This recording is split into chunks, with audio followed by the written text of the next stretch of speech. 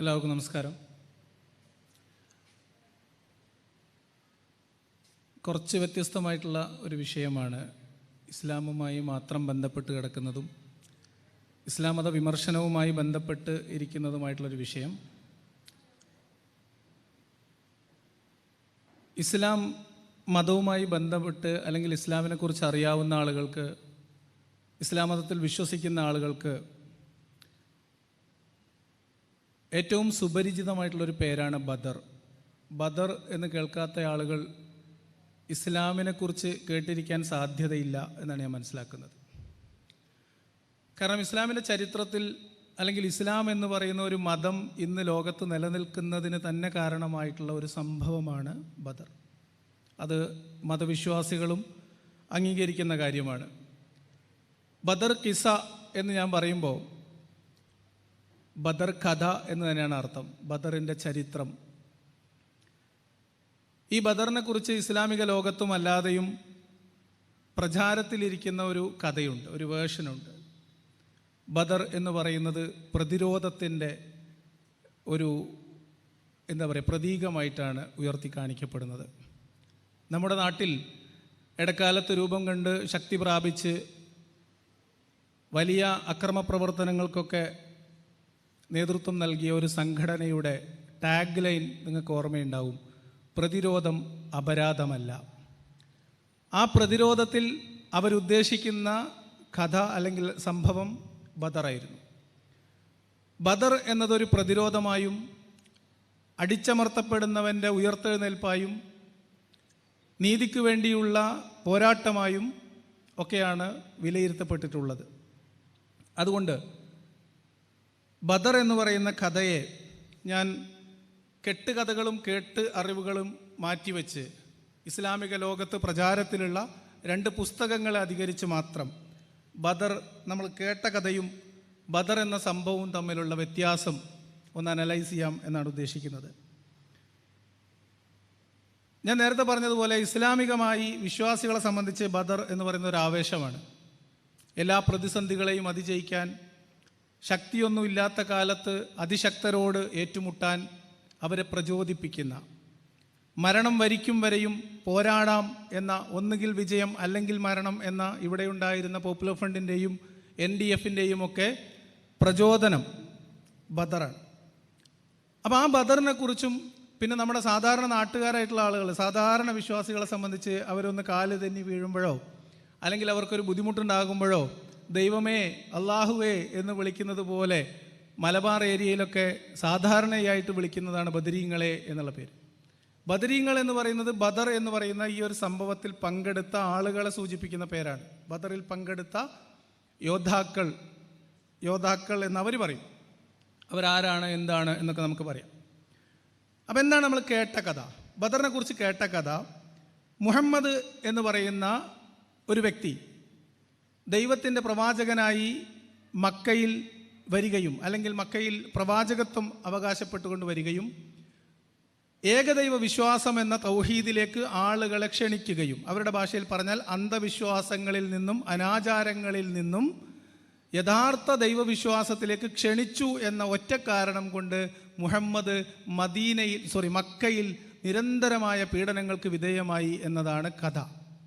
അതൊരു നുണക്കഥയാണ്. ആദ്യം പ്രാഥമികമായിട്ട് അത് പറയാം. മക്കയിൽ 320 60 അഭിപ്രായ വ്യത്യാസമുണ്ട്. അത്രയും വിഗ്രഹങ്ങൾ ഒറ്റ ക്ഷേത്രത്തിനകത്ത് അകത്ത് പ്രതിഷ്ഠിച്ച് വ്യത്യസ്ത ആചാരങ്ങളും അനുഷ്ഠാനങ്ങളും പല ഗോത്രങ്ങളായി നിന്നുകൊണ്ട് ഒരേ ആരാധനാലയത്തെ കേന്ദ്രീകരിച്ച് ജീവിച്ചു വന്നിരുന്ന ഒരു ജനസമൂഹം. ഇടക്കാലത്ത് കച്ചവടാവശ്യാർത്ഥം വന്ന ക്രൈസ്തവ വിഭാഗത്തിൻ്റെ കയ്യിൽ നിന്ന് മാതാവിൻ്റെ ഒരു പെയിൻറ്റിങ് കിട്ടിയപ്പോൾ അതും സന്തോഷത്തോടെ കഅബയുടെ ചുമരുകളിലേക്ക് ചേർത്ത് വെച്ച ഒരു സമൂഹം. ആ സമൂഹത്തിനെ സംബന്ധിച്ച് മുഹമ്മദ് ഈ വിശ്വാസങ്ങളിൽ നിന്നൊക്കെ വ്യത്യസ്തമായി ഞാൻ വിഗ്രഹങ്ങളെ ആരാധിക്കുന്നില്ല എന്ന് തീരുമാനിക്കുകയോ, ഞാൻ ബഹുദൈവ വിശ്വാസികനല്ല എന്ന് പറയുകയോ, ഞാൻ ഏകനായ ദൈവത്തെ മാത്രം ആരാധിക്കുകയാണ് എന്ന് പറയുകയോ ചെയ്തതുകൊണ്ട് അവിടെ ഒന്നും സംഭവിക്കില്ല എന്നതിന് അവിടെ വേറെയും മനുഷ്യർ ജീവിച്ചു മരിച്ചത് ഉദാഹരണമാണ്. മുഹമ്മദിൻ്റെ തൗഹീദ് എന്ന് പറയുന്ന ആശയം മുഹമ്മദിന് മുൻപ് അവിടെ ആളുകളിൽ ഉണ്ടായിരുന്നതാണ്. അപ്പം അതൊക്കെ വേറെ കഥ.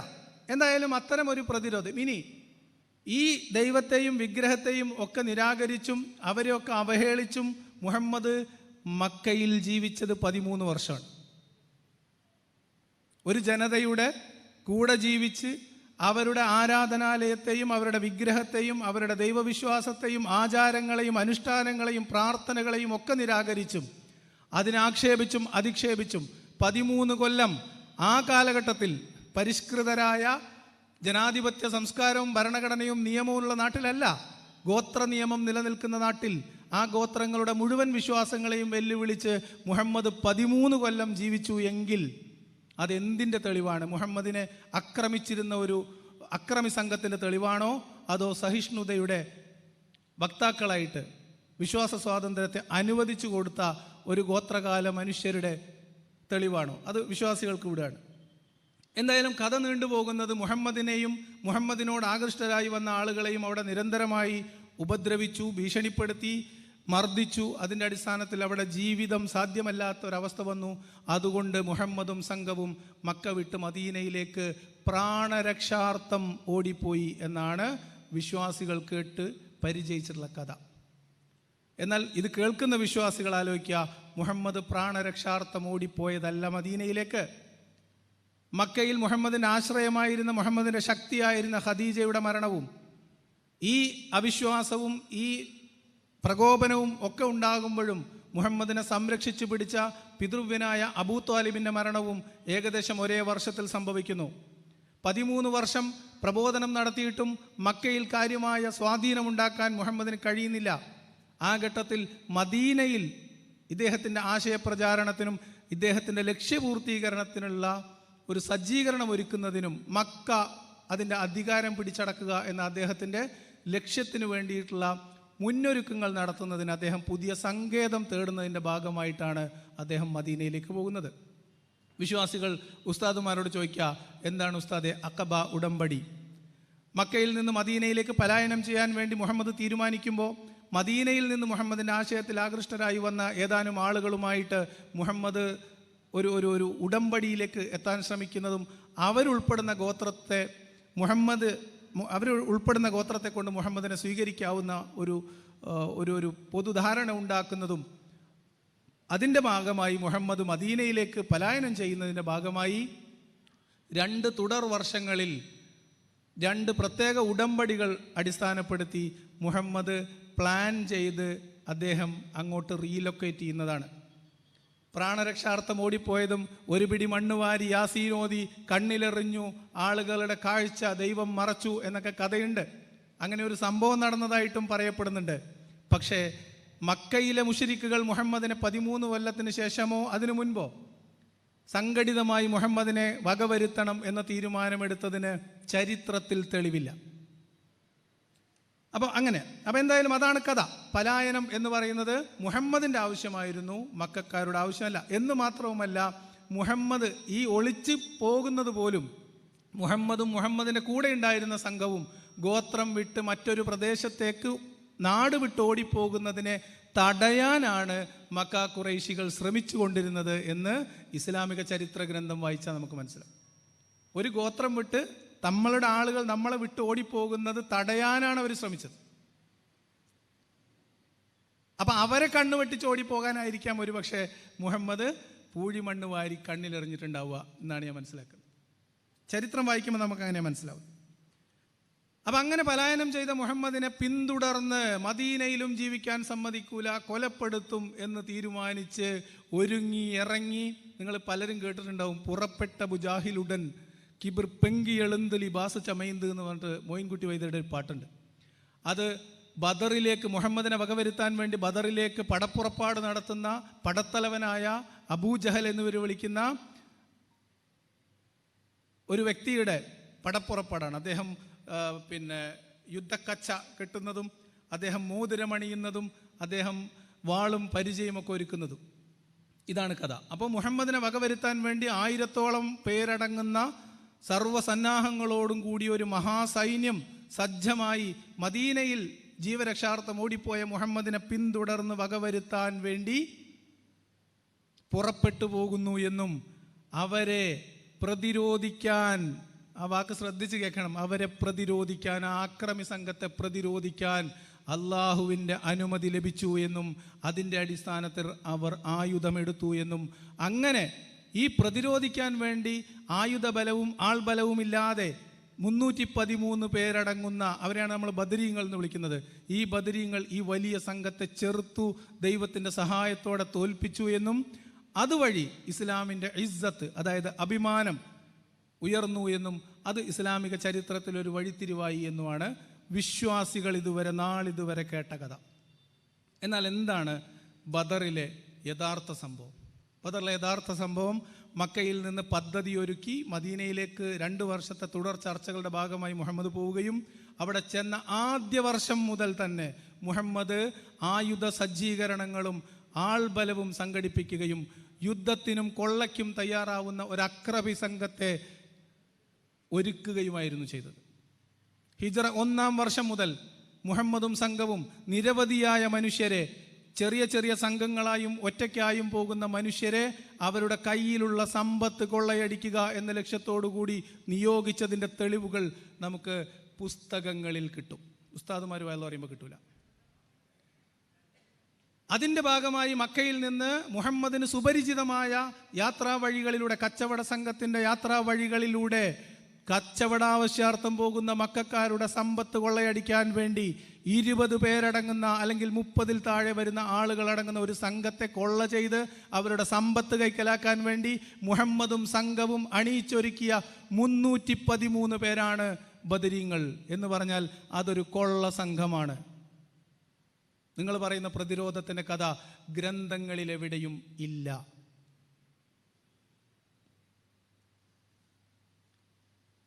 അപ്പം ഇനി നമ്മൾ തെളിവ് വെറുതെ പറഞ്ഞാൽ പോരല്ലോ, തെളിവ് വേണ്ടേ? അതുകൊണ്ട് ഞാൻ ഇനി പറച്ചിൽ നിർത്തി വായനയിലേക്ക് കടക്കുകയാണ്. വാസ്തവത്തിൽ ബദർ പ്രതിരോധമാണ്. ആരുടെ? ജീവിക്കാനുള്ള അവകാശത്തിന്, തൊഴിൽ ചെയ്യാനുള്ള അവകാശത്തിന്, കച്ചവടയാത്ര ചെയ്യാനുള്ള അവരുടെ അവകാശത്തിന് വിഘാതമായി നിൽക്കുന്ന ഒരു അക്രമി സംഘത്തെ പ്രതിരോധിക്കാൻ വേണ്ടിയാണ് അബൂജഹലും സംഘവും രംഗത്ത് വരുന്നത്. അതുകൊണ്ട് ബദർ പ്രതിരോധമാണ്. പക്ഷെ അത് ഇസ്ലാമിൻ്റെ പ്രതിരോധമല്ല, മുസ്ലിങ്ങളുടെ പ്രതിരോധമായിരുന്നില്ല.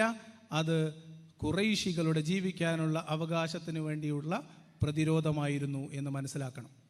ഇനി ഞാൻ നിങ്ങളോട് കഥ പറച്ചിൽ നിർത്തിയിട്ട് പുസ്തകങ്ങളിലേക്ക് പോവാണ്. വിശ്വാസികൾ ഞാൻ എപ്പോഴും പ്രചോദിപ്പിക്കുന്ന കാര്യം, ആരെങ്കിലും പറയുന്നത്, അത് മൂല്യര് വയൽ പറയുന്നതായാലും വിമർശകർ പറയുന്നതായാലും തൊണ്ട തൊടാതെ വിഴുങ്ങരുത്. നിങ്ങൾ പുസ്തകം വാങ്ങണം, വായിക്കണം. നൂറുൽ യഖീൻ എന്ന് പറയുന്ന ഈ പുസ്തകം, ചെറിയ പുസ്തകം, 200 രൂപ കൊടുത്താൽ ഏത് ഇസ്ലാമിക ബുക്ക് സ്റ്റാളുകളിൽ നിന്നും ഇപ്പോഴും വാങ്ങാൻ കിട്ടുന്ന നൂറുൽ യഖീൻ എന്ന പുസ്തകത്തിൻ്റെ മലയാള പരിഭാഷയാണ് എൻ്റെ കയ്യിലുള്ളത്. ചെറിയ പതിപ്പ്, ഇത് സംഗ്രഹിച്ച പതിപ്പാണ്. ഇതിൻ്റെ വിശദമായ പതിപ്പ് കിട്ടും. 2 വോള്യങ്ങളിലായിട്ട് ഈ പുസ്തകം നിങ്ങൾക്ക് ലഭ്യമാണ്. ഈ പുസ്തകത്തിൻ്റെ 137-ാമത്തെ പേജിലേക്ക് ഞാൻ പോവാണ്. യുദ്ധത്തിൻ്റെ തുടക്കം ഞാൻ ഇനി വായിക്കുകയാണ് ചെയ്യുന്നത്. ചരക്കുകൾ വാങ്ങാനും വിൽക്കാനും വേണ്ടി ഖുറൈശികൾ ഷാമിലേക്ക് കച്ചവട യാത്ര ചെയ്യുക പതിവായിരുന്നു. ഇങ്ങനെ പോകുന്ന യാത്രാ സംഘത്തെ ഈർ എന്ന് വിളിച്ചിരുന്നു. മേൽനോട്ടത്തിനായി സമൂഹത്തിലെ പ്രമുഖരിലും നേതാക്കന്മാരിലും പെട്ട ധാരാളം ആളുകൾ അതിൻ്റെ ഒപ്പം സഞ്ചരിക്കാറുണ്ട്. റസൂലും അനുചരന്മാരും ഹിജ്റ ചെയ്തെത്തിയ പ്രദേശത്തുകൂടി വേണമായിരുന്നു അവർക്ക് ഷാമിലെത്താൻ. അങ്ങനെ അവരുടെ വ്യാപാര നിയമത്തിന് ഉപരോധമേർപ്പെടുത്താൻ, വാക്കുകളൊക്കെ ശ്രദ്ധിക്കണം കേട്ടോ, മലയാളത്തിലേക്ക് എഴുതുമ്പോഴുള്ള സുഖമാണത്. ഉപരോധമേർപ്പെടുത്താൻ അങ്ങനെ നബി തീരുമാനിച്ചു. മക്കാ മുശ്രിക്കുകൾക്ക് അവരുടെ സാമ്പത്തിക ശേഷി ക്ഷയിപ്പിച്ചുകൊണ്ട് പ്രഹരമേൽപ്പിക്കാൻ അതുവഴി സാധിക്കും. അനിവാര്യമായും നടക്കാൻ പോകുന്ന യുദ്ധത്തിന് അവർ പരാജയപ്പെടാൻ അത് കാരണമായി തീരുകയും ചെയ്യും. ഇത് യുദ്ധത്തിൻ്റെ തുടക്കം എന്ന് ഞാൻ പറയാണ്. അപ്പം നിങ്ങൾ വിചാരിക്കും ഇത് ബദറുമായി പെട്ടെന്നുണ്ടായ സംഭവമാണ്. അല്ല, അതിനെ തുടർന്ന് ബദറിലേക്ക് എത്തുന്ന സംഭവം വിശദീകരിക്കുന്നു. അതേ പേജിൽ സൈനിക വ്യൂഹം എന്ന ടൈറ്റിലിൽ കൊടുക്കുന്നു. ഷാമിൽ നിന്ന് മടങ്ങുന്ന ഖുറൈശികളുടെ വാണിജ്യ സംഘത്തെ തടയുവാൻ വേണ്ടി റമദാൻ മാസത്തിൽ റസൂൽ 30 മുഹാജിറുകളുടെ കൂടെ പിതൃവ്യൻ ഹംസയെ നിയോഗിച്ചു. വെളുത്ത ഒരു കൊടിയും റസൂൽ ആ സംഘത്തിന് നൽകി. ഹംസയുടെ കൂട്ടുകാരനായ അബൂ മർഷദ് ആണ് കൊടിയേൽപ്പിച്ചത്. അദ്ദേഹം ബദറിൽ ഷഹീദായിട്ടുണ്ട്. എന്നാൽ ബദർ ശുഹദാക്കളിൽ പെടും എന്നർത്ഥം. അബൂജഹലും മുശ്രിക്കുകളുമായ 300 അനുയായികളുമായാണ് ഖുറൈശികൾ വാണിജ്യ സംഘത്തിലുണ്ടായിരുന്നത്. ശ്രദ്ധിക്കണം കേട്ടോ. അബൂജഹലും സംഘവും അടക്കം 300 പേരുള്ള ഒരു സംഘത്തെ നേരിടാൻ മുഹമ്മദ് കൊടിയും പിടിച്ച ആളുകളെ പറഞ്ഞയച്ചു. ഇനി ശ്രദ്ധിച്ചോ, ബദറിലെ ഇവരുടെ ഉശിരിൻ്റെ കഥയുണ്ടല്ലോ, 313,000 നേരിട്ട ഉശിരിൻ്റെ കഥ ഈ പുസ്തകത്തിൽ എങ്ങനെയാണ് എഴുതിയിരിക്കണം നോക്കിക്കോ. ഇതതിൻ്റെ തൊട്ട് മുൻപത്തെ വർഷം നടന്നത്. മദീന താഴ്വരയുടെ ഭാഗത്തുകൂടെ കടൽ തീരത്തെത്തിയപ്പോൾ പെട്ടെന്ന് ഹംസ വാണിജ്യ സംഘത്തെ കണ്ടുമുട്ടി. 2 വിഭാഗവും യുദ്ധത്തിനു വേണ്ടി അണിനിരന്നു. അപ്പോൾ മുജ്ദിയിബ്നു അംറിൽ ജുഹനി എന്ന ഗോത്രത്തലവൻ ഇടപെട്ടു. അദ്ദേഹത്തെ അനുസരിച്ച് അവർ പിരിഞ്ഞുപോയി. ഈ നടപടിയുടെ പേരിൽ മുജ്ദിയെ റസൂൽ അനുമോദിച്ചു. അപ്പം എന്തായിരുന്നു കാരണം? അവർ എന്തുകൊണ്ടെന്നാൽ മുസ്ലിങ്ങൾ എണ്ണത്തിൽ കുറവും ശത്രുക്കൾ അവരെക്കാൾ വളരെ കൂടുതലുമായിരുന്നു. അതുകൊണ്ട് ഗോത്രത്തലവൻ ഇടപെട്ട് പറഞ്ഞു, വെറുതെ കയറി ഞോണ്ടാൻ നിൽക്കണ്ട, ഞങ്ങൾ പൊയ്ക്കോളി, അത് ഞങ്ങൾക്ക് നല്ലത് എന്ന്. അതിൻ്റെ അടിസ്ഥാനത്തിൽ ഇവർ തിരിഞ്ഞു പോവുകയും അക്കാര്യത്തിൽ ഇങ്ങനെ പിന്തിരിപ്പിച്ച മുജ്ദിയെ മുഹമ്മദ് അഭിനന്ദിക്കുകയും ചെയ്തു എന്നാണ്. ഇത് ഒന്നാമത്തെ സംഭവം. ഇനി എണ്ണിക്കോ. 1. രണ്ടാമത്തത്, ഷവ്വാൽ മാസത്തിൽ, ഇത് നടക്കുന്ന റമദാനിലാണ്. ഷവ്വാൽ മാസത്തിൽ ഹംസയുടെ പിതൃവ്യപുത്രൻ ഉബൈദത്ത് ബിനു ഹാരിസിന്റെ നേതൃത്വത്തിൽ 80 മുഹാജിറുകളെ ഖുറൈശികളുടെ വാണിജ്യ സംഘത്തെ തടയുവാൻ നബി നിയോഗിച്ചു. വാണിജ്യ സംഘത്തെ തടയുക എന്ന് പറഞ്ഞാൽ എന്തിനാ? അവർക്ക് നാരങ്ങളും വാങ്ങിച്ചു കൊടുക്കാനാ? അതോ കെട്ടിപ്പിടിച്ചവരെ മുത്തം കൊടുക്കാനാ? അവരുടെ കയ്യിലുള്ള സമ്പത്ത് കൊള്ളയടിക്കാൻ. യാത്രാ സംഘങ്ങളെ, കച്ചവട സംഘങ്ങളെ പതിയിരുന്ന് കൊള്ളയടിക്കാൻ ആയുധവും കൊടിയും കൊടുത്തൊരു നേതാവ് തൻ്റെ അണികളെ പറഞ്ഞയക്കുന്നു എന്ന് പറഞ്ഞാൽ ഇത് കൊള്ള സംഘമാണോ? നമ്മൾ കൊള്ള സംഘം എന്ന് പറഞ്ഞാൽ ബദർ കൊള്ള എന്ന് പറയുന്നതാണ് എനിക്കെതിരെയുള്ള വലിയ ആരോപണം. ബദർ കൊള്ളാന്ന് ഞാൻ പറയൂല, കാരണം ബദർ കൊള്ളശ്രമമാണ്, ചീറ്റിപ്പോയ കൊള്ളശ്രമം. പിന്നെ തടി സലാമത്തായി എന്ന് മാത്രമേ ഉള്ളൂ. കൊള്ളയൊന്നും കിട്ടിയില്ല. ആകെ കിട്ടിയത് കൊന്നവൻ്റെ കോണകവും കടാരയുമാണ്. അതിനെന്നെ തല്ലും വെക്കാനായിരുന്നു. അത് വേറെ കഥ, അത് പോട്ടെ. അപ്പം രണ്ടാമത്തത് അങ്ങനെ നിയോഗിച്ചു. ഇത്തവണ നബി മിസ്തഹുബിനു അസാസിനെയാണ് വെള്ളക്കൊടി ഏൽപ്പിച്ചത്. എന്നാലും വെള്ളക്കൊടിയൻ റാബിഗ് എന്ന മൈതാനത്ത് വെച്ച് ഖുറൈശികളുടെ 200 പേരടങ്ങുന്ന വാണിജ്യ സംഘത്തെ അവർ കണ്ടു. പരസ്പരം അമ്പെയ്ത്ത് നടന്നെങ്കിലും മുസ്ലിങ്ങളുടെ പിറകിൽ സഹായ സൈന്യം വരുന്നുണ്ടാകുമോ എന്ന് ഭയപ്പെട്ട് ഖുറൈശികൾ ഓടി.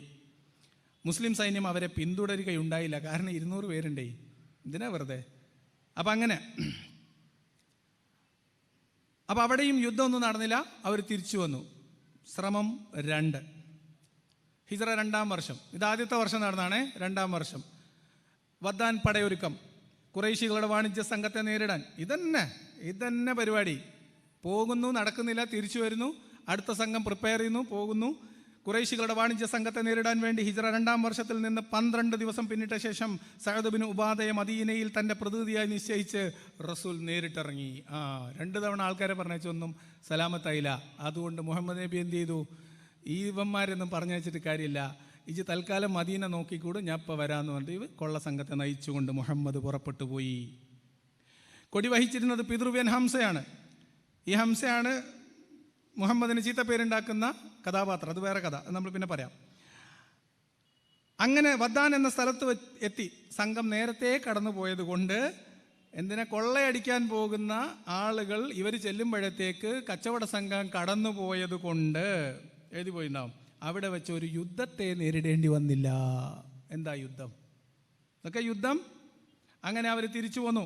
തിരിച്ചു വരുന്ന സമയത്ത് അവിടെ ഉണ്ടായിരുന്ന പ്രദേശവാസികളായിട്ടുള്ള ഗോത്രങ്ങളുമായിട്ട് മുഹമ്മദ് സന്ധി കരാറുകൾ ഉണ്ടാക്കുകയാണ്. കച്ചവട സംഘത്തെ ആക്രമിക്കാൻ പോകുമ്പോഴുള്ള സൗകര്യം ആണ് ഇവർക്ക് വേണ്ടത്. സംഭവം 3 പറഞ്ഞു. 4-മത്തത് പിടിച്ചോ. ബുവാത്ത് യുദ്ധം. ഉമയ്യത്ത് ബിൻ ഖലഫിന്റെ നേതൃത്വത്തിൽ 100 ഖുറൈശികൾ ഉൾപ്പെടുന്ന ഒരു സംഘം ഷാമിൽ നിന്ന് മടങ്ങി വരുന്നുണ്ടെന്ന വിവരം വദ്ദാനിൽ നിന്ന് മടങ്ങിയെത്തി ഏറെ കഴിയുന്നതിന് മുമ്പ് തന്നെ മുഹമ്മദിന് ലഭിച്ചു. 2500 ഒട്ടകങ്ങൾ ഉണ്ടായിരുന്നു അത്രേ അതിൽ. അപ്പോൾ 200 മുഹാജിറുകളെയും കൂട്ടി നബി അവരെ തടയാൻ പുറപ്പെട്ടു. റബീഉൽ അവൽ മാസത്തിലായിരുന്നു അത്. സഅദ് ബിൻ അബി വക്കാസാണ് പതാക ഏന്തിയത്. ബുവാത്ത് എന്ന സ്ഥലത്തെത്തിയപ്പോൾ സംഘം കടന്നുപോയത് മനസ്സിലാവുകയും ഒന്നും ചെയ്യാൻ കഴിയാതെ തിരിച്ചു പോരുകയും ചെയ്തു. മുശ്രിക്കുകൾ, ശ്രദ്ധിച്ച് കേൾക്കണം കേട്ടോ, മുശ്രിക്കുകൾ സ്വയം ജാഗ്രതയും സൂക്ഷ്മതയും പാലിച്ചതുകൊണ്ടും മദീനക്കാരിൽ നിന്ന് അവരെക്കുറിച്ചുള്ള വിവരങ്ങൾ മറച്ചു വെക്കാൻ ശ്രമിച്ചതുകൊണ്ടുമായിരുന്നു ഈ വിധം സംഭവിച്ചത്. എന്താ ഇതിൻ്റെ അർത്ഥം? മലയാളം അറിയണതിൽ ഉസ്താഹന്മാർ, നമ്മൾ അലിയാർ കാസിം ഇവിടുത്തെ അടുത്തറിഞ്ഞല്ലേ, അലിയാർ കാസിമിക്ക് നല്ല മലയാള കവിതയൊക്കെ അറിയാമല്ലോ. ഈ ഒരു വരി 2 വരി ചോദിച്ച് നോക്കുക. മുശ്രിക്കുകൾ മക്കയിൽ നിന്ന് മദീനയിലേക്ക് വന്ന മുഹമ്മദിനെ കൊല്ലാൻ വേണ്ടി പടപ്പുറപ്പാട് നടത്തുകയായിരുന്നോ എന്നും, അതോ മക്കക്കാരുടെ കച്ചവട സംഘങ്ങളെ ആക്രമിക്കാൻ മുഹമ്മദും സംഘവും കോപ്പുകൂട്ടി പതിയിരിക്കുകയായിരുന്നോ എന്നും, ഈ മുഹമ്മദിൻ്റെ സംഘം ഇങ്ങനെ കൊള്ള ചെയ്യാൻ നിൽക്കുന്നുണ്ട് എന്ന വിവരമറിയാവുന്നവർ സൂക്ഷ്മത പുലർത്തുകയും അവരുടെ കച്ചവടയാത്രയുമായി ബന്ധപ്പെട്ട വിവരങ്ങൾ മദീനയിലുള്ള മുഹമ്മദും സംഘവും അറിയാതിരിക്കാൻ ജാഗ്രത പുലർത്തുകയും ചെയ്തതുകൊണ്ടാണ് യുദ്ധത്തെ നേരിടേണ്ടി വരാതിരുന്നത് എന്ന് പറഞ്ഞാൽ എന്താ കൂട്ടരെ അർത്ഥം? എന്നിട്ട് ഇതിനൊക്കെ പേരെന്താ? യുദ്ധം. യുദ്ധം എന്ത് യുദ്ധടോ? എവിടെ യുദ്ധം? യുദ്ധം നിങ്ങൾ കണ്ടുകണ. അടുത്തത് 5ാമത്തെ സംഭവം. ഇതൊക്കെ പരാജയപ്പെട്ടു പോയ കൊള്ളശ്രമങ്ങളാണ്. ഇതിനൊക്കെ പേരെന്നിട്ട് യുദ്ധം. ഉഷൈറ യുദ്ധം, അതിനും പേരാ തന്നെ. ഖുറൈശികളുടെ ഒരു വലിയ സംഘം ഷാമിലേക്ക്, 5ാമത്തെ കേട്ടോ, ഷാമിലേക്ക് തിരിച്ചിട്ടുണ്ടെന്ന വാർത്ത ബുവാത്തിൽ നിന്ന് തിരിച്ചെത്തിയ ഉടനെ റസൂൽ അറിഞ്ഞു. ഖുറൈശികളുടെ എല്ലാം സമ്പൽ ശേഖരങ്ങൾ അതിലുണ്ടായിരുന്നു. ശ്രദ്ധിച്ച് കേൾക്കണേ. 1 മിസ്കാലോ അധികമോ സ്വത്തുള്ള ഈ സമ്പത്താണ് ബദറിലെ സമ്പത്ത് കേട്ടോ, സ്വത്ത്. ആരുടെ സ്വത്തായിരുന്നു? 1 മിസ്കാലോ അതിലധികമോ സ്വത്തുള്ള മക്കയിലെ ഒരു ഖുറൈശി സ്ത്രീയോ പുരുഷനോ ആ സംഘത്തിൽ ഓഹരി കൊടുത്തയക്കാതിരുന്നില്ലത്രേ.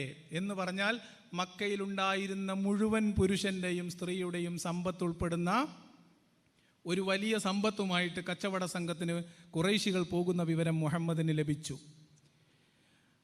അങ്ങനെ അബൂ സുഫിയാൻ ഹർബിന്റെ നേതൃത്വത്തിൽ 20ലേറെ ആളടങ്ങുന്നതായിരുന്നു ആ സംഘം. ഇപ്പൊ ഒതുക്കത്തിൽ കിട്ടി. 20 പേരടങ്ങുന്ന സംഘം, അത്യാവശ്യം വലിയ സമ്പത്ത് അല്ലേ?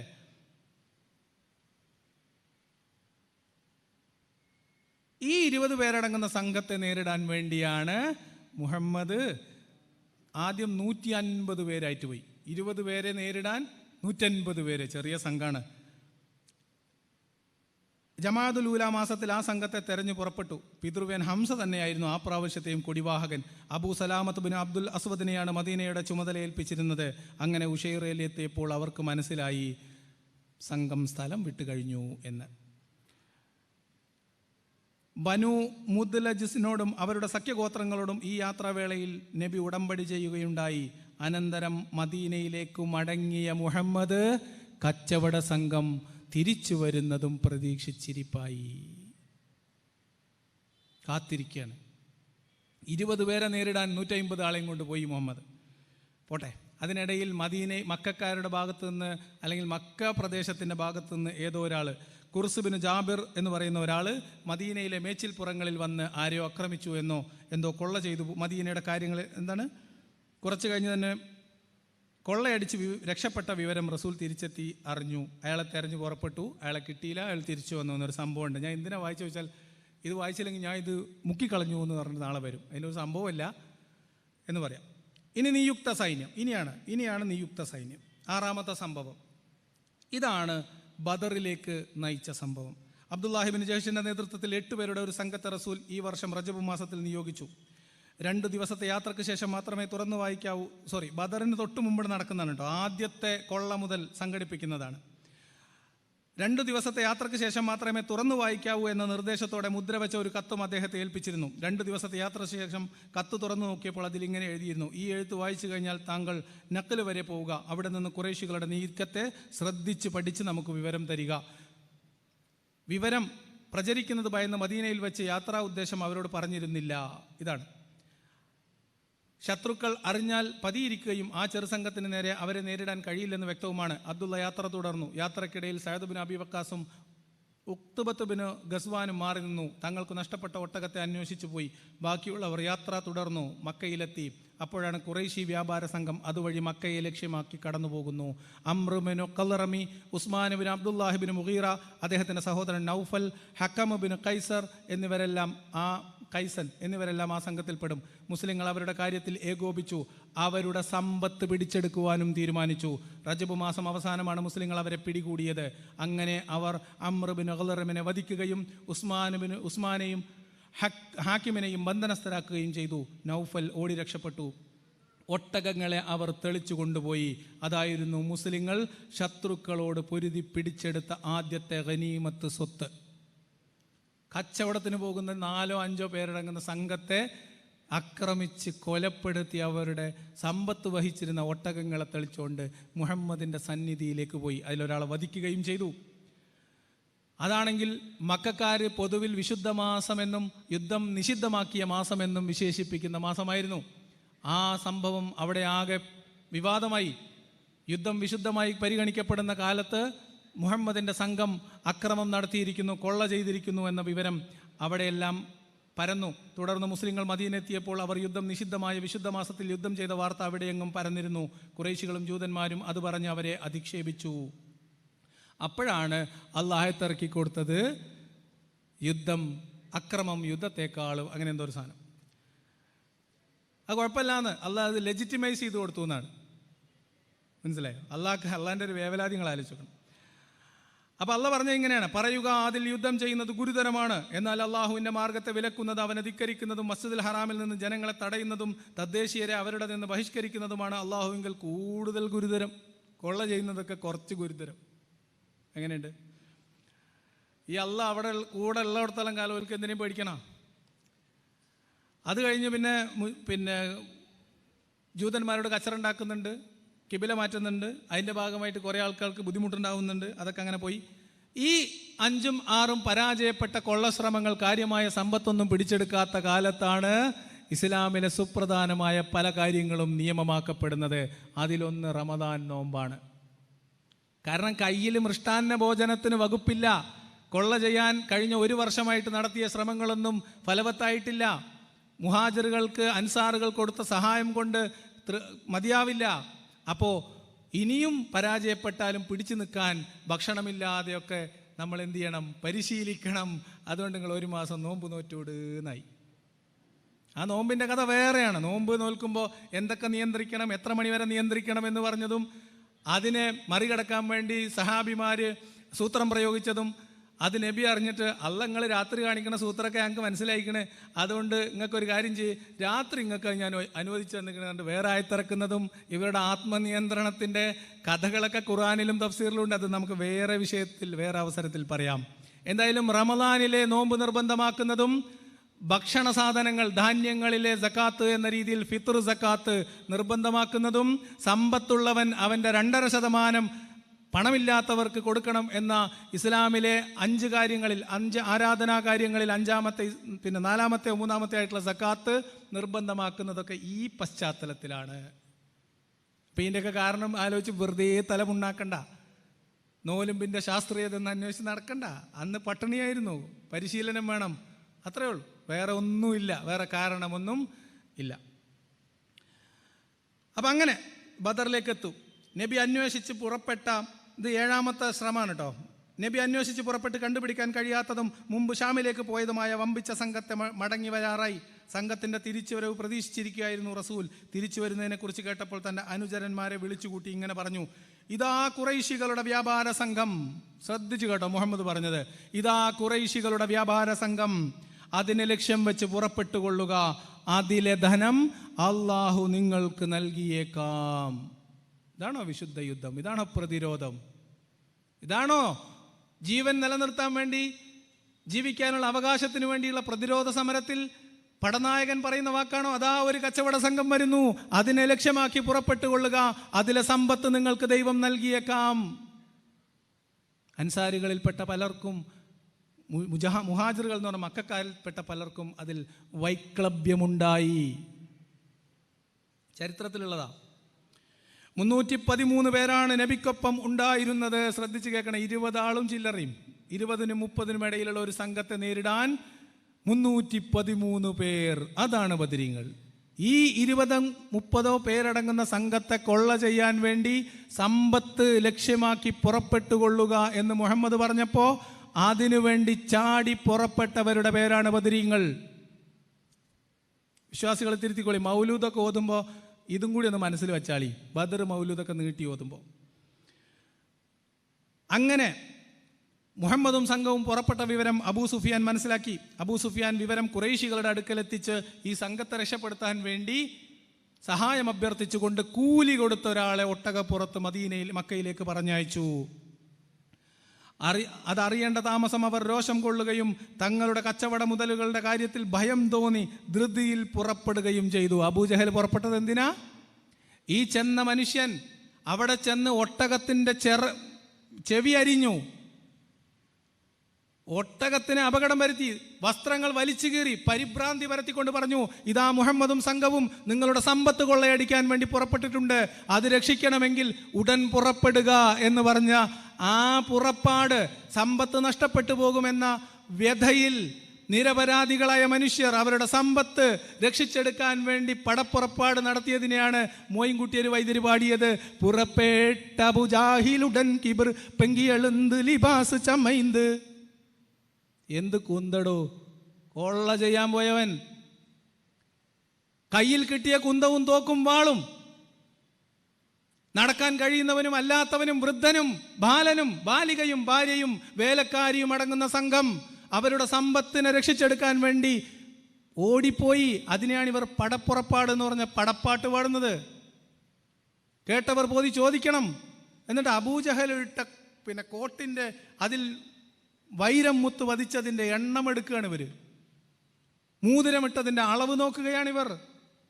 ഒരു കുന്തവുമില്ല എന്നും ബദറിൽ ആദ്യം കൊല ചെയ്യപ്പെട്ട മനുഷ്യൻ ഉത്തബ, അദ്ദേഹത്തിൻ്റെ തലയിൽ പടച്ചട്ട മീൻസ് പടത്തൊപ്പിയില്ലാത്തത് കൊണ്ട് അദ്ദേഹം ബേജാറിൽ ഓടിപ്പോയതല്ലേ, വയസ്സായ ആളല്ലേ, അദ്ദേഹം ഒരു കട്ടിയുള്ള പുതപ്പ് കവചമാക്കി തലയിൽ കെട്ടിയിട്ടാണ് ദ്വന്ദ്വയുദ്ധത്തിനിറങ്ങിയത് എന്നും ആ മനുഷ്യനെ ദ്വന്ദ്വയുദ്ധത്തിൻ്റെ നിയമം തെറ്റിച്ച് അപ്പറയും ഇപ്പറയും നിന്ന് ചതിയിൽ കാളാമ്പുളം വെട്ടിക്കൊന്ന കഥ ഇസ്ലാമിൻ്റെ ചരിത്രത്തിലുണ്ട്. നിങ്ങൾ ആരോടാ ബദറിൻ്റെ കഥ പറയുന്നത്? ഇതാണ് ബദർ. ഇങ്ങനെയാണ് ബദർ സംഘടന നടക്കുന്നത്. എന്നാൽ ഇങ്ങനെ ഇത് കുറേ വിശദീകരിച്ച് പറയുന്നുണ്ട്. ഞാൻ അതിൻ്റെ പ്രധാനപ്പെട്ട ഭാഗം വായിക്കുക. എന്നാൽ റസൂലിന് മുശ്രിക്കുകളുടെ ഒരു പ്രവർത്തനത്തെ പറ്റിയും അറിവ് കിട്ടിയിരുന്നില്ല. അതായത് അബൂ സുഫിയാൻ ഈ ആളെ പറഞ്ഞയച്ചതും അവരവിടുന്ന് ഇളകി വരുന്നതൊന്നും നബി അറിഞ്ഞിരുന്നില്ല. കച്ചവട സംഘത്തെ ലക്ഷ്യമാക്കിക്കൊണ്ട് മാത്രമാണ് നബി പുറപ്പെട്ടത്. അങ്ങനെ മദീനക്ക് പുറത്ത് പിന്നെ അങ്ങനെ വന്ന കൂട്ടത്തിൽ നിന്ന് ആളുകളിൽ യുദ്ധം ചെയ്യാൻ പറ്റുന്ന ആൾക്കാരെ മാത്രം മാറ്റി നിർത്തി ബാക്കിയുള്ളവരൊക്കെ തിരിച്ചു പോയിക്കളാൻ പറഞ്ഞു. ഇങ്ങനെ റൂഹ എന്ന സ്ഥലത്തെത്തിയപ്പോൾ വ്യാപാര സംഘത്തിൻ്റെ രക്ഷക്കായി ഖുറൈശികൾ വരുന്നുണ്ടെന്ന് നബിക്ക് വിവരം കിട്ടി. വ്യാപാര സംഘം നാളെയോ മറ്റന്നാളോ ബദറിലെത്തുമെന്ന് നബിയെ നിയോഗിച്ച 2 അംഗ സംഘം വിവരം നൽകി. നബി സൈന്യത്തലവന്മാരെ വിളിച്ചു പറഞ്ഞുകൂട്ടി, ജനങ്ങളെ ഒന്നുകിൽ കച്ചവട സംഘം അല്ലെങ്കിൽ ഖുറൈശി സൈന്യം, ഈ 2ൽ ഒന്ന് നിങ്ങൾക്കുണ്ട്. നേരത്തെ പറഞ്ഞ എന്താ? അതാ കച്ചവട സംഘം പോന്നോളി, അയത്ത സമ്പത്ത് പഠിച്ചോൻ തരും. ഇപ്പം അബൂ സുഫിയാനും കൂട്ടരും രക്ഷിക്കാൻ വേണ്ടി വന്നിട്ടുണ്ട് എന്ന് പറഞ്ഞപ്പോൾ മുഹമ്മദ് പറഞ്ഞു, അതാ ഒന്നുകിൽ അയത്ത സമ്പത്ത് കിട്ടും, അതിലില്ലെങ്കിൽ നിങ്ങൾ ബദറിൽ ഖുറൈശികളോട് ഏറ്റുമുട്ടാനുള്ള അവസരം കിട്ടും. ജയിച്ചാൽ സ്വത്ത്, തോറ്റാൽ സ്വർഗം. ഇതാണ് ഓഫർ.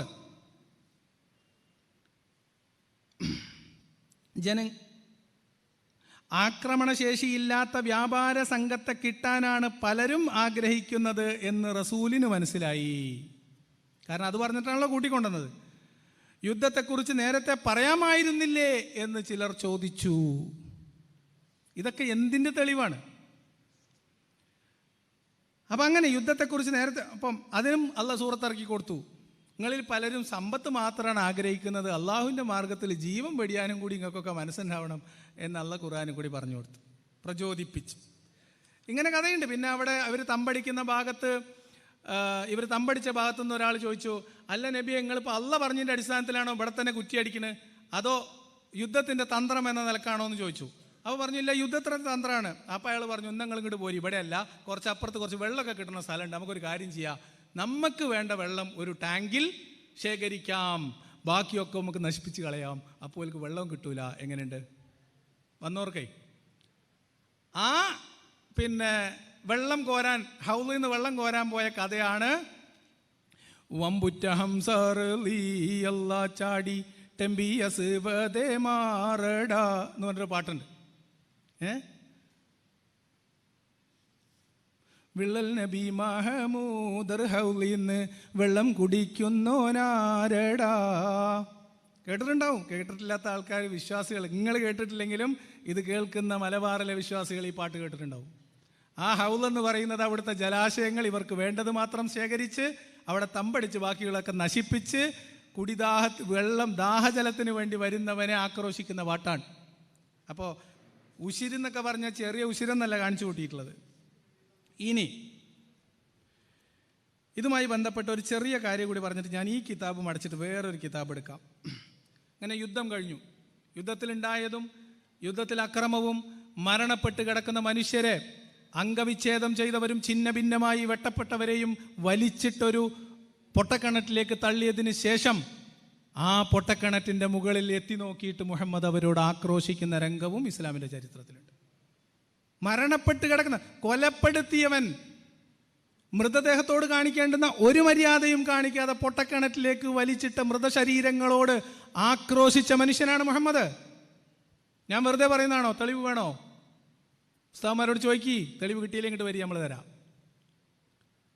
ഏണ്ട അതിനും അത് കൂടെയുള്ളവർക്ക് തോന്നി, എന്താണ് ഈ കാണിക്കുന്നത്, വെട്ടിക്കൂട്ടിയില്ലേ, ഇനി എന്താണ്, നിങ്ങൾ കേൾക്കൂലെങ്കിൽ ഓല് കേൾക്കുമെന്ന് എനിക്കറിയാമെന്ന് പറഞ്ഞു നബി. ആര്? മരിച്ചു കിടക്കുന്ന ശവങ്ങൾ നന്നായിട്ട് കേൾക്കുമെന്ന് എനിക്കറിയാം എന്നാണ് മുഹമ്മദ് മറുപടി പറഞ്ഞത്. അങ്ങനെ 70-ലധികം ആളുകളെ ഇവർ ബന്ദികളാക്കി പിടിച്ചു. 70-ലധികം ആളുകളെ കൊലപ്പെടുത്തുകയും ചെയ്തു. ഇങ്ങനെ ബന്ദികളാക്കി പിടിച്ച 70 പേരിൽ ഈ ബന്ദികളെ എന്ത് ചെയ്യണം എന്ന തീരുമാനക്കാവുന്നതിന് മുൻപ് ബന്ദികളിൽ ചിലരെ വധിച്ചു. തടവിലാക്കപ്പെട്ട 70ഓളം പേരിൽ നിന്ന് മക്കയിൽ വെച്ച് ഇസ്ലാമിനെ ആക്ഷേപങ്ങൾക്കിരയാക്കിയതിൻ്റെ പേരിൽ ഉഖബത്ത് ബിൻ അബീ മുഅയ്ത്തിനെയും അതേപോലെ തന്നെ നളർ ബിൻ ഹാരിസ് എന്നീ വ്യക്തികളെ വിശുദ്ധ ഖുർആൻ അവതീർണമായി തുടങ്ങിയ നാളായ റംസാൻ 17 റസൂലിൻ്റെ ആജ്ഞപ്രകാരം കൊലപ്പെടുത്തി. ഈ ഉഖബത്ത് അബീ മുഅയ്ത്താണ് വിശ്വാസികളെ നിങ്ങൾ കേൾക്കേണ്ട വേറെ ഒരു കഥാപാത്രം.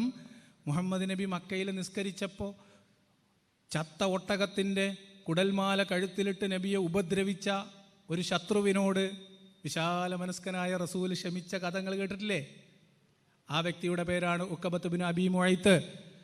ഈ ഉഖബത്ത് ബിൻ അബീ മുഅയ്ത്ത് എങ്ങനെയാണ് മരിച്ചത് എന്ന് വിശ്വാസികൾക്കറിയില്ല. ഒട്ടകത്തിൻ്റെ കുടൽമാല കഴുത്തിലിട്ട കഥ അറിയും. ഉഖബയെ ബദറിൽ ബന്ദിയാക്കി പിടിച്ചതിന് ശേഷം കൊലപ്പെടുത്തിയ കഥ നിങ്ങൾ കേട്ടിട്ടുണ്ടാവില്ല. അത് നമ്മളെ പോപ്പുലർ ഫ്രണ്ട് പറഞ്ഞുതരും. പോപ്പുലർ ഫ്രണ്ടിൻ്റെ പ്രസംഗകൻ പൊതുവേദിയിൽ പ്രസംഗിച്ചത്, ഉഖബ ചോദിച്ചു, പിടിച്ചു കെട്ടിയിട്ടും കൊല്ലുകയാണോ മുഹമ്മദേ എന്ന് ചോദിച്ചപ്പോൾ മുഹമ്മദ് അതിന് മറുപടി പറഞ്ഞില്ല. നിന്റെ കുട്ടികൾക്ക് ആരാ ഉള്ളത് മുഹമ്മദേ എന്ന് ചോദിച്ചപ്പോൾ മുഹമ്മദ് പറഞ്ഞു, നരകമാണുള്ളതെന്ന് പറഞ്ഞു. എന്ന് 20-ാം നൂറ്റാണ്ടിൽ 21-ാം നൂറ്റാണ്ടിൽ കേരളത്തിൻ്റെ മണ്ണിൽ പ്രസംഗിച്ച പ്രസ്ഥാനത്തിൻ്റെ പേരാണ് പോപ്പുലർ ഫ്രണ്ട്. ആ സംഘടനയുടെ പേരാണ് NDF. ആ സംഘടനയാണ് ഇന്ന് നിരോധിക്കപ്പെട്ടിട്ടുള്ളത്. അതിൻ്റെ നേതാക്കന്മാരാണ് ജയിലിൽ കിടക്കുന്നത്. അന്ന് ജയിലിൽ പോകാത്തവർ കാർപ്പറ്റിനടിയിൽ ഒളിച്ചിരുന്നവരാണ് ഇപ്പൊ നാട് നീളെ വിമർശകരെ നേരിടാൻ വേണ്ടി തെറി മാത്രം പറയാൻ അറിയുന്ന ചില പാഴ്ജന്മങ്ങളെ പുറത്തിറക്കി വിട്ടിട്ടുള്ളത്. മനസ്സിലാക്കിക്കോ. ഇതാണ് ബദറിന്റെ കഥ. ഇനി ബദർ എങ്ങനെയാണ് ഇസ്ലാമിക ചരിത്രത്തിൽ വഴിത്തിരിവാകുന്നത് എന്നും എങ്ങനെയാണ് ഇസ്ലാമിന്റെ ചരിത്രം ബദറുമായി ബന്ധപ്പെട്ടിരിക്കുന്നത് എന്നും നിങ്ങൾക്ക് ഞാൻ മറ്റൊരു പുസ്തകത്തിൽ നിന്ന് ഒരു ചെറിയ ഭാഗം മാത്രം വായിക്കാം. ഇത് മുഹമ്മദ് ഹുസൈൻ ഹൈക്കൽ എന്ന് പറയുന്ന വ്യക്തിയുടെ മുഹമ്മദ് എന്ന പുസ്തകമാണ്. ഓറിയന്റലിസ്റ്റുകൾ ഇസ്ലാമിനെ വിമർശിച്ചുകൊണ്ട് എഴുതിയ പുസ്തകത്തിന്, മുഹമ്മദിനെയും ഇസ്ലാമിനെയും വിമർശിച്ചുകൊണ്ട് ഓറിയന്റലിസ്റ്റുകൾ നടത്തിയ ആക്ഷേപത്തിന് മറുപടി കൂടെ ചേർത്ത് ഇസ്ലാമിക രംഗത്ത് ചരിത്രം എഴുതിയെടുത്ത് ഏറ്റവും മികച്ച ചരിത്രമെന്ന് ഖ്യാതി നേടിയ പുസ്തകത്തിൻ്റെ മലയാളം പതിപ്പാണ്. തേജസ് പബ്ലിഷ് ചെയ്തതാണ്. സൂപ്പി എന്ന് പറയുന്നത് KT സൂപ്പി പരിഭാഷപ്പെടുത്തി ഇന്നും ജമാഅത്തെ ഇസ്ലാമിയുടെ IPH ബുക്ക് സ്റ്റാളുകളിൽ നിങ്ങൾക്ക് വാങ്ങാൻ കിട്ടുന്ന പുസ്തകമാണ് ഹുസൈൻ ഹൈക്കലിൻ്റെ മുഹമ്മദ്. ഇതിൽ ബദർ മുതൽ ഉഹദ് വരെ എന്ന ചരിത്രഭാഗം പറയുന്നിടത്ത് ഈ പുസ്തകത്തിൻ്റെ 339-ാമത്തെ പേജിൽ നിന്ന് ഞാൻ നിങ്ങൾക്ക് വായിക്കുകയാണ്.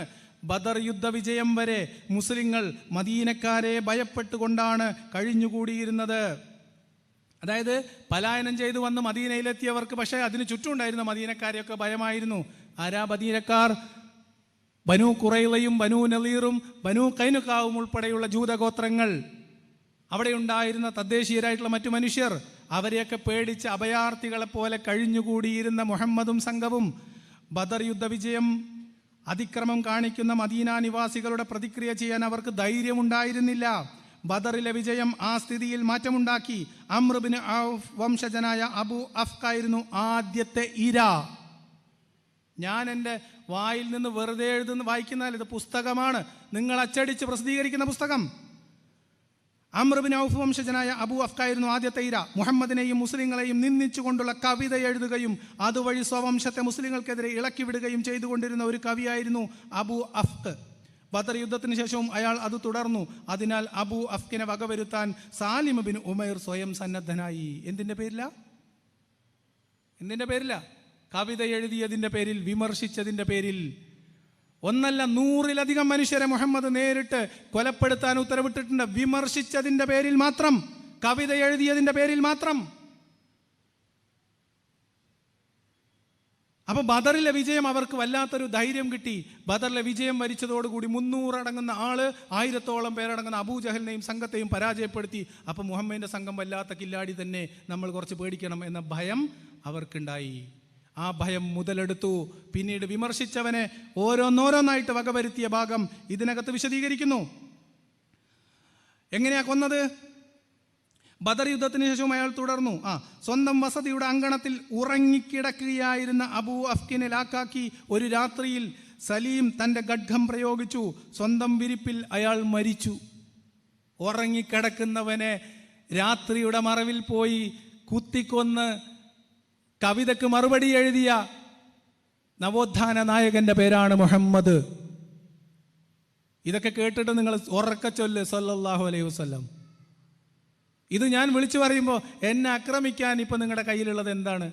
ഇത് ഞാൻ നിങ്ങളോടല്ല പറയുന്നത് കേട്ടോ, ഇത് കേൾക്കുന്ന ആളുകളോട് പറയാണ്. വിരിപ്പിനടിയിൽ, കാർപ്പറ്റിനടിയിൽ ഒളിച്ചിരിക്കുന്ന ഒളി ജിഹാദികളോട് പറയാണ്. ഇത് നമ്മൾ പറയും. ഇനി ഉമയ്യത്ത് ബിൻ സയ്യിദ് വംശജനായ അസ്മാ ബിൻത് മർവാൻ, ഇത് ഈ പേര് നിങ്ങൾ കേട്ടിട്ടുണ്ടാവും. അസ്മാ ബിൻത് മർവാൻ അതായിരുന്നു അടുത്ത ഇര. അവർ ഇസ്ലാമിനെ ആക്ഷേപിക്കുകയും പ്രവാചകനെ ഉപദ്രവിക്കുകയും ജനങ്ങളെ പ്രകോപിപ്പിക്കുകയും പതിവായിരുന്നു. ബദർ യുദ്ധത്തിന് ശേഷവും ആ സ്ത്രീ തൻ്റെ നിലപാടിൽ മാറ്റം വരുത്തിയില്ല. അതുകൊണ്ട് എന്ത് ചെയ്തു? ഒരു രാത്രിയിൽ ഉമൈർ ബിൻ ഔഫ് ആ സ്ത്രീയുടെ വീട്ടിലെത്തി. അവളുടെ മക്കളെല്ലാം ഗാഠനിദ്രയിലാണ്ടിരിക്കുന്നു. ഒരു കുഞ്ഞിന് അവൾ മുല കൊടുത്തുകൊണ്ടിരിക്കുകയായിരുന്നു. കാഴ്ചക്ക് സ്വല്പം കുറവുണ്ടായിരുന്ന ഉമൈർ മുല കുടിക്കുന്ന കുഞ്ഞിനെ തപ്പിപ്പിടിച്ച് മാറ്റിക്കിടത്തിയ ശേഷം ആ സ്ത്രീയുടെ കഥ കഴിച്ചു. ആര് പറഞ്ഞയച്ച സംഘം? എന്തിൻ്റെ പേരിൽ? നിങ്ങൾ മറുപടി പറയണം, അല്ലെങ്കിൽ ഈ കിതാബുകളൊക്കെ എടുത്ത് കത്തിച്ചു കളയണം. അപ്പം നമ്മൾ നിർത്തും. ഈ കിതാബുകൾ വിശുദ്ധ ഗ്രന്ഥമായി വാഴ്ത്തപ്പെടുകയും ഈ ചരിത്രം വിശുദ്ധ ചരിത്രമായി പഠിപ്പിക്കപ്പെടുകയും ഇതിന് കുഞ്ഞുങ്ങളെ പ്രേരിപ്പിക്കുകയും ചെയ്യുന്ന കാലത്തോളം ഈ മതത്തിനെയും ഇതിൻ്റെ ഗ്രന്ഥത്തെയും നിഷിദ്ധമായി വിമർശിക്കും. അതിന് നിങ്ങൾ എതിർക്കാവുന്ന പണികളൊക്കെ എടുത്തോ. ഞാനിതൊക്കെ ഇങ്ങനെ പറയുന്നത് ഈ ഓഡിയൻസിനെ മാത്രം ലക്ഷ്യമാക്കിയല്ല എന്ന് നിങ്ങൾക്ക് മനസ്സിലാകും എന്ന് ഞാൻ വിചാരിക്കുന്നു. ഇനി ഈ വിവരം പ്രവാചകനെ അറിയിച്ചു മടങ്ങി വന്ന ഉമൈർ മാതാവിനെ കബറടക്കുന്ന മക്കളെയാണ് കണ്ടത്. അല്ലയോ ഉമൈർ, താങ്കളാണോ ഈ സ്ത്രീയെ വധിച്ചത്? അവർ ചോദിച്ചു, അതെ, ഞാൻ തന്നെ. നിങ്ങളെല്ലാവരും കൂടി എന്നോട് എതിരിട്ടുകൊള്ളുക, സമയം കളയണ്ട. ഇജാണോ ഉമൈറെ ഈ മഹാപാപം ചെയ്തത്? മുല കുടിക്കുന്ന കുഞ്ഞിനെ മാറ്റിക്കിടത്തി ആ മാതാവിനെ കൊലപ്പെടുത്തി ഇജാണോ ഉമൈറെ എന്ന് ചോദിച്ചപ്പോൾ ഞാൻ തന്നെ കൊന്ന. നിങ്ങൾക്ക് എന്താ? നിങ്ങൾക്ക് വേറുണ്ടെങ്കിൽ എന്നോട് നേരിട്ടോ വാ. സമാധാനം സമാധാനം സമാധാനം.